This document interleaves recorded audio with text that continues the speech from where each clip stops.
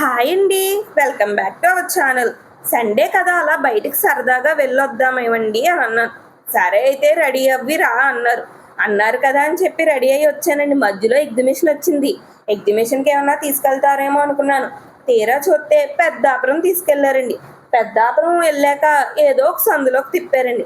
అక్కడ ఆ సందులో జనాలు చూస్తే చాలా ఎక్కువ మంది ఉన్నారు. ఇదేంటబ్బా ఇంత జనం ఉన్నారా అనుకున్నాను. తీరా చూస్తే అది పెద్దాపురం సండే మార్కెట్ అంటండి. అదేనండి ఆదివారం సంత. ఇక్కడ కూరగాయలు అవి తక్కువ రేటుకే దొరుకుతాయంటండి.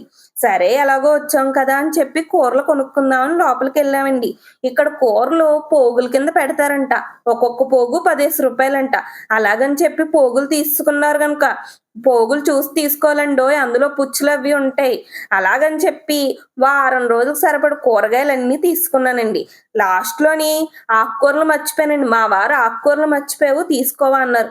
సర్లే ఇంకేం చేద్దామని ఆకుకూరలు కూడా తీసుకొని అలా ఇంటికొచ్చేసామండి.